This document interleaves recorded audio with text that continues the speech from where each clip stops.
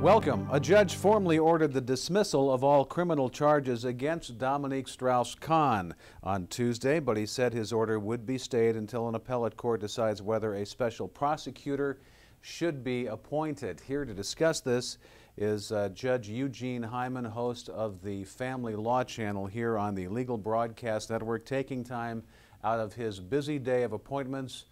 Judge Hyman, welcome back. Thank you. This is sort of odd in that in the beginning of this case, prosecutors said, boy, we are really going to get this guy here, and then it just blew up, primarily because of the credibility of the person bringing the charges, Ms. Diallo.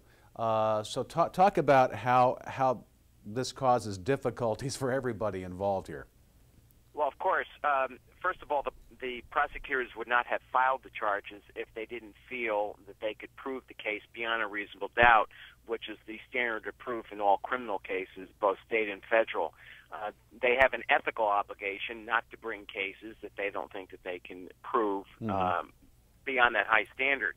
So originally they thought that they had obviously a very good case. But the thing that's interesting is that once a case is filed, the burden, as it were, then shifts to them as well to dismiss it. Just because they thought it was once a good case and now they think it's a bad case doesn't automatically mean that the case is dismissed. Now a judge is involved, and the judge has a responsibility to review the case and to decide whether or not the interest of justice, that is the community best served by having this case that was originally thought could be proved beyond a reasonable doubt, now to be dismissed. And in this case, I believe the media indicated there was like a 25-page motion to dismiss, which is a very lengthy motion to dismiss. Most of these motions to dismiss, in state court at least, are done orally and are very quick. And 99% of the time, a judge doesn't even think twice about it. The dismissal is granted, assuming that the judge has confidence in the attorneys that are appearing before him. I myself, only a couple times in my career, asked the district attorney to give reasons, lengthy reasons on the record in terms of why they thought that it was appropriate to dismiss the case. Because it isn't a judge's responsibility to say, well, gee, I think that this case can be proved beyond a reasonable doubt, because then the judge is changing roles from a neutral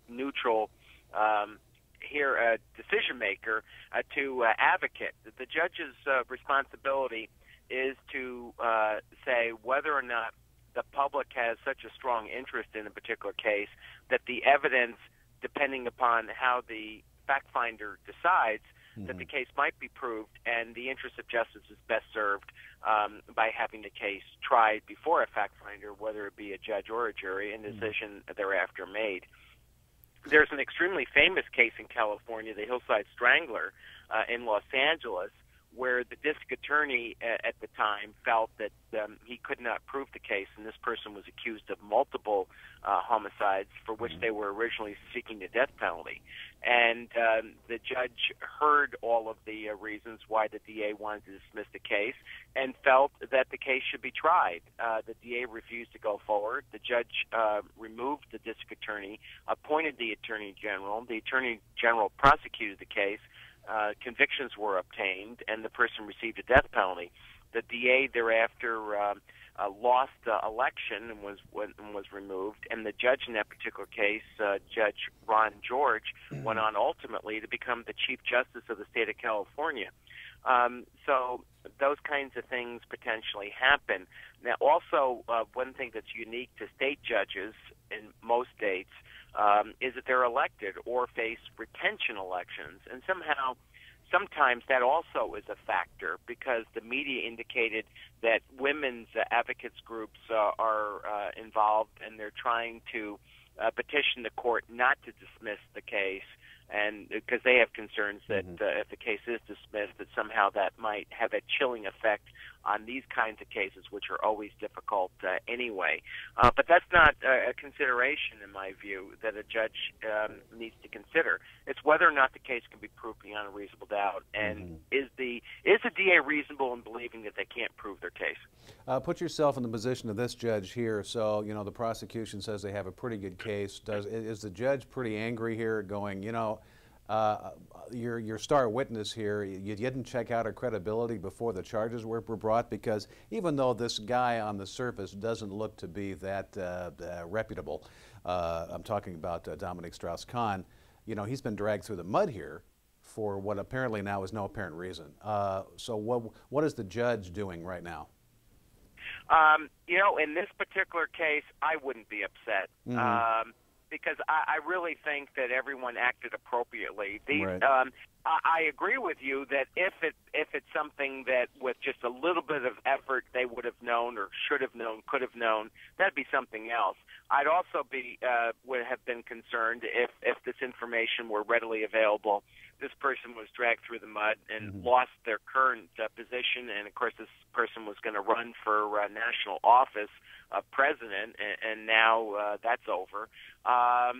You know, that's another consideration sometimes with dismissals is has the person received serious consequences, and that also sometimes is a factor to consider with respect to dismissal. You know, it's a so-so case, and besides, this person has been punished enough.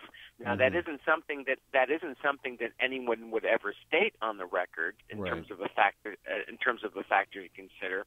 But I can tell you from experience that's something that's considered, whether it's stated on the record or not, in terms of a consequence.